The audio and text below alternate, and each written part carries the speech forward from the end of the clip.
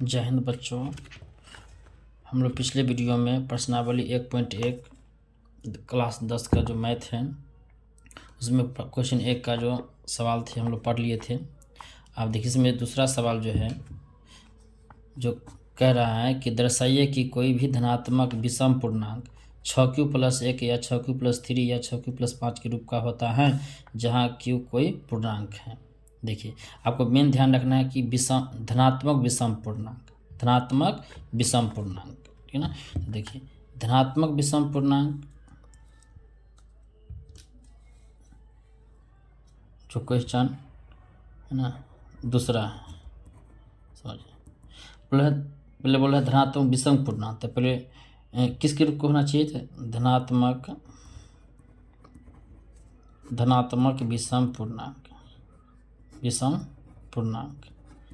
धनात्मक विषम पूर्णांक बोल रहा है किसके रूप होना चाहिए? तो 6q+1 या 6q+3 या 6q+5 है ना के रूप का होता है, ये आपको दिखाना है ना। तो ये जो देखिए ये जो लिखा है मेन धनात्मक विषम पूर्णांक, तो पहले आपको समझना होगा कि धनात्मक विषम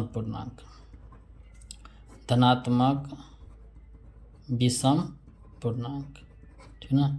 तो आप क्वेश्चन पे ध्यान दिए, इसमें क्या कर रहा है 6q+1 या 6q+3 या 6q+5 के रूप का होना चाहिए, ठीक है। तो देखिए आप धनात्मक विषम पूर्णांक, धनात्मक मतलब प्लस होता है, विषम माने क्या होगा? जिस संख्या में 2 से पूरा भाग नहीं लगता है। तो देखिए यहाँ पे 6 पहले से 6 तो बोल ही रहा है, तो आप ऐसे धनात्मक संख्या लेना है जो है ना 6 से बड़ी होना चाहिए। 6 उसमें माने ऐसा धनात्मक संख्या होना चाहिए विषम पूर्णांक जिसमें 6 तो आना ही चाहिए, बाकी 6 से आगे भी होना चाहिए। पहले 6q+1 कर रहा है, तो बताइए हम ऐसी संख्या लेंगे जो 6 से 6 आना चाहिए उस संख्या में। तो कौन कौन संख्या हो जाएगा?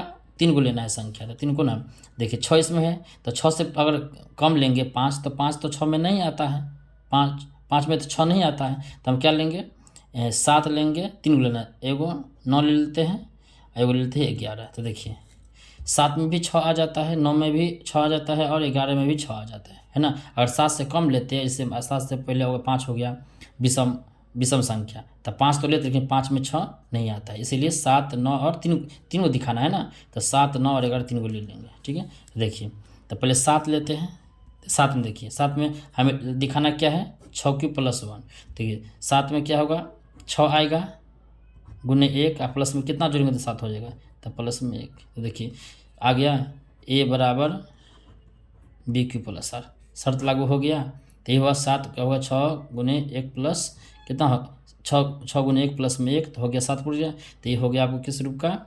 लिखिएगा यह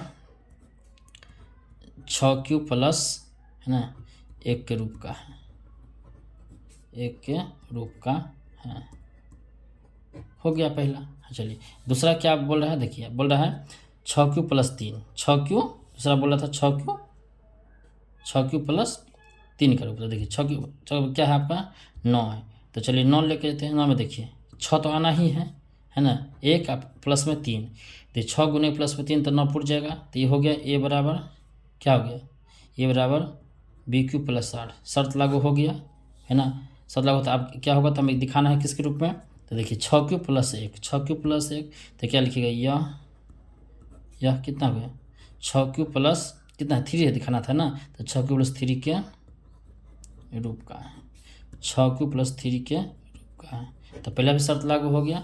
अब देखिए अब तीसरा क्या बोल रहा है? तो बोल रहा है 6q+5, 6q+5। तो बताइए अगला संख्या हम क्या माने थे 11, तो 11 में देखिए 11 में है ना क्या होगा 6 तो आना ही है, गुने में 1 प्लस में क्या हो गया है ना, तो 5 जोड़िए तो पुर जाएगा। देखिए पुर गया है ना, 6 गुने 1 तो 6, 6 5 11। तो देखिए हो गया शर्त a बराबर क्या होता है bq+r हो गया। तो बताइए किसके रूप में हो गया? यह हो गया आपको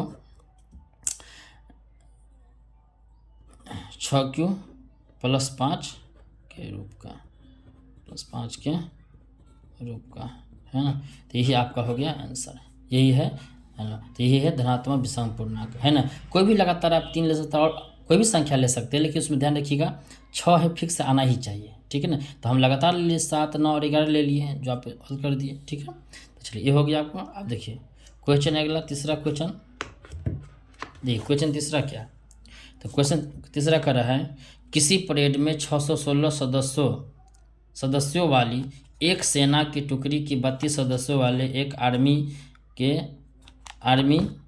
है ना बैंड के पीछे मार्च करना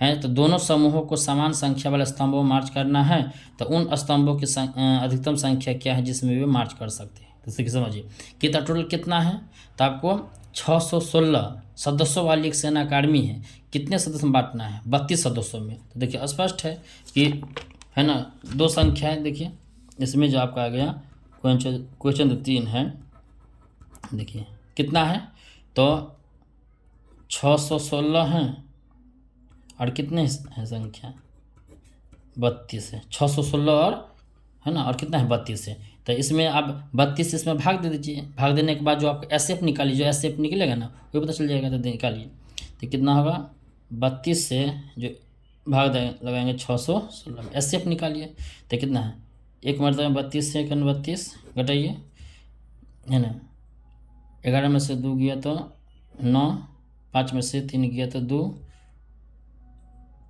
अगले संख्या उतर गया आपको 6, है ना। फिर आप क्या मरतबा लगा दीजिए 24,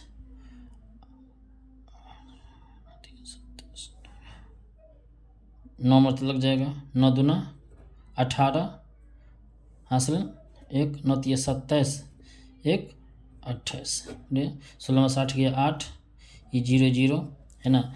और जो 8 बचा ना इस 8 से, है ना, 8 से इसे 32 में दीजिए, है ना। देखिए क्या मतलब लगेगा, 8 चौक 32, कितना होगा 0 0। तो बताइए इसमें कौन 0 किया, 8 से लास्ट में 0 निकल गया, तो हमें क्या निकलना था, कितने मार्क्स कर सकते हैं। तो कितना होगा, है ना, पहले कितने टुकड़े में बोल रहे थे, तो बोल रहे थे दोनों समूहों के समान वाली संख्या स्तंभ में मार्च करना है। तो कितना होगा 8 स्तंभों में, कितने 8 स्तंभों में, है ना।